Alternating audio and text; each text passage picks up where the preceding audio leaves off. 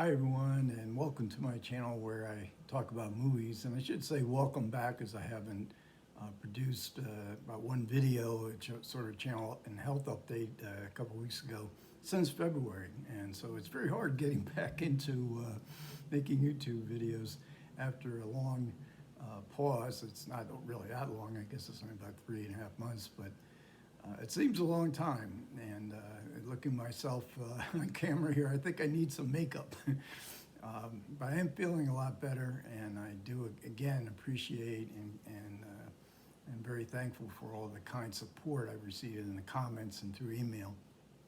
So I thought I'd start off with a fairly lightweight film, a Saturday night date kind of film from 1968, and it was for me exactly a date when I saw the Thomas Crown Affair in 1968, and this is starring Steve McQueen, Faye, Dunaway, and directed by Norman Jewison.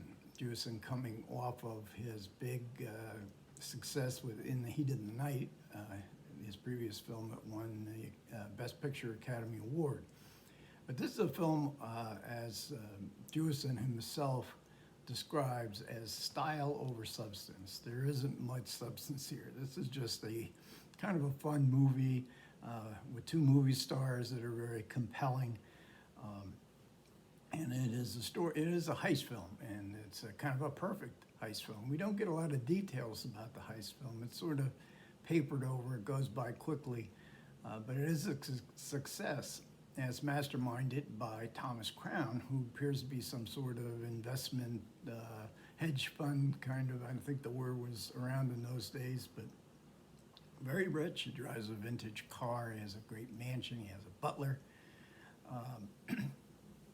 And this is very atypical of a Steve McQueen image of sort of the rebel against the system, and the average guy kind of persona that he thought was the basis of his success in becoming a movie star. He had a very interesting face, and he knew how to act cool, and so the heist is successful. The bank loses a lot of money, but they're insured, and the insurance company sends a investigator, and played by Faye Dunaway, and she is about as unscrupulous as an investigator could be.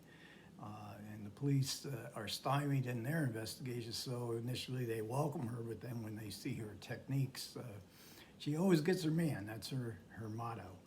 And she will go to any means, and she does go to some significant means to get her man here, because the movie develops into a kind of cat and mouse love story. It's really a love story, but it's a cat and mouse story. Is she really falling in love with Thomas Crown, or is she just trying to get her man and advance her career and her bank account? So it very much depends on the charisma of Steve McQueen.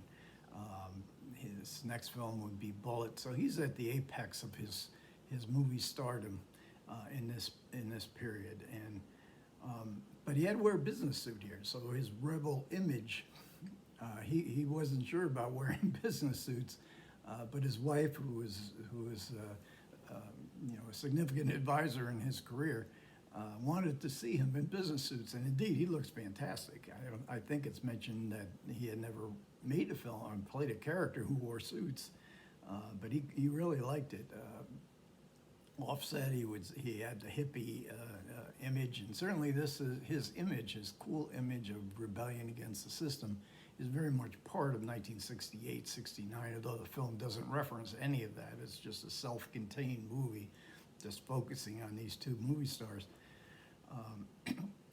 But because of the part, he's screwing the financial world, and the police didn't have a good reputation in 1968. And Dunaway holds her own here, and she had not. Jewison had seen Bonnie and Clyde. Bonnie and Clyde had not yet been released when Jewison cast Dunaway, and so he had no way to anticipate the enormous the enormous impact that movie had in 1967. It's kind of a forgotten movie today. In 1967, when critics were important, there was a big critical brouhaha about Bonnie and Clyde, which was originally panned, came back, and then seen as some sort of masterpiece, although today, like I say, it's pretty much forgotten, and its director, Arthur Penn, also has been pretty much forgotten. But she held her own with Warren Beatty, so Jewison thought if she can hold her own with Warren Beatty, she will with Steve McQueen, who was not a nice man. and on the set, he was very, he didn't care about his co-stars. It was all about his image. So it was a challenge. It was a challenge for Faye Dunaway. It was a challenge for director Norman Jewison. The film is also known for its split screen technique. This is, I think, one of the first films to employ it, the kind of thing that was in Woodstock and a number of other films. I think it was in the Anderson tapes. So we see the heist in a split screen, which is good because we have no idea what the heck these guys are doing. So we just look and look and look.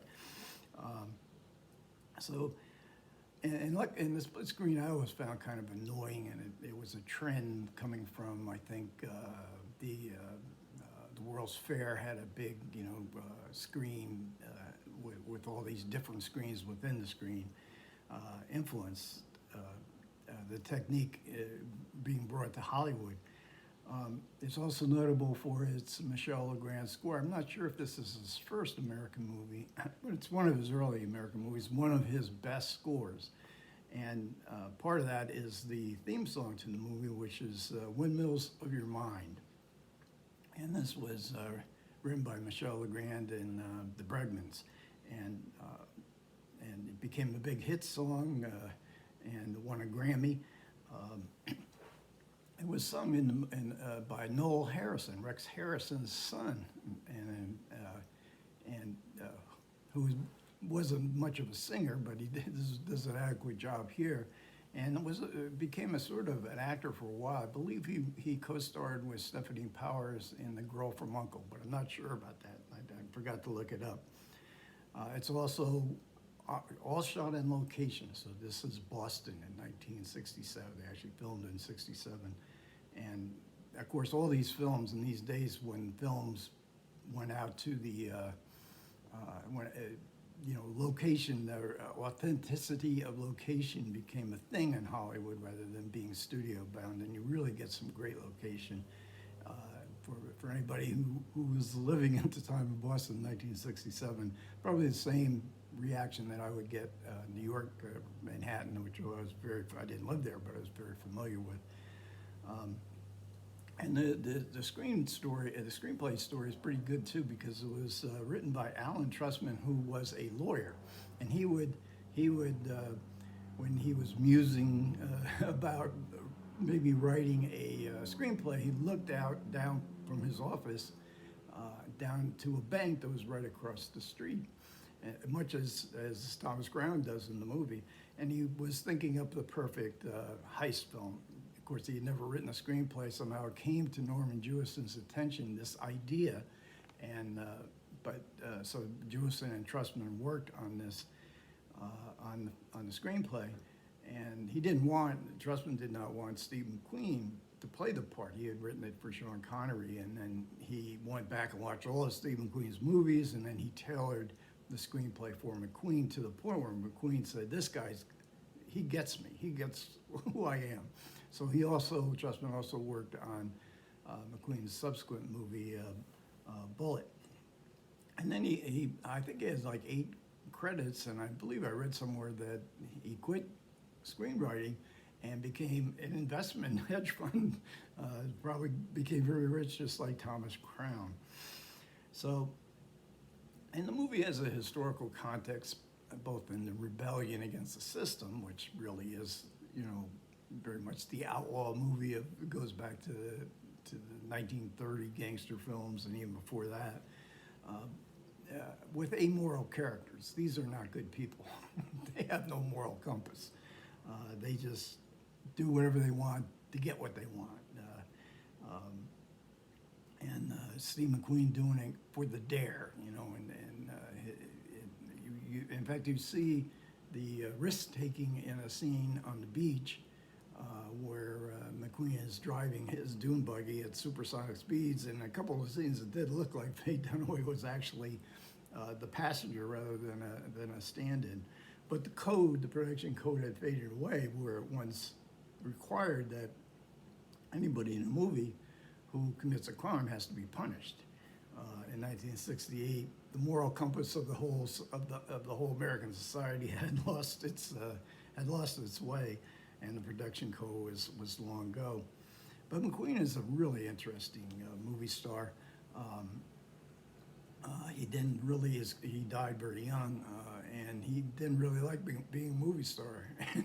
And so he, in the 1970s, early 70s, he stopped making movies, but then he did make a movie with two movies with Sam Peckinpah, and another rebel against the Hollywood system, The Getaway and Junior Bonner, and then made a couple of real films in which he sort of was the director of the film, and then a strange movie he made I think it was a television movie of Ibsen's An Enemy of the People, where McQueen was unrecognizable with a long beard, which was actually his own beard. He had grown a beard and indulged in the recreational drugs that were popular at the time.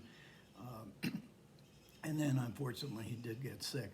So again, the Thomas Crown Affair, it could be called a lightweight movie, but it's a movie that I've always found a lot of fun, and the two stars are just a pleasure to watch.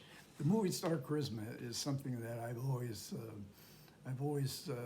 admired, and the mystery of it, the mystery between the camera and a movie star's face, and that you wouldn't see off screen.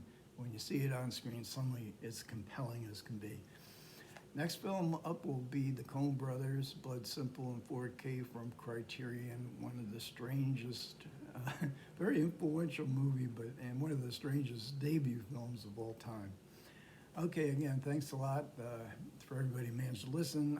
I used to do about 3 videos a week. It's going to take me a long time to get back to doing 3 videos a week, but the spirit is willing. And hopefully the body will support the spirit. Okay, take care, everyone.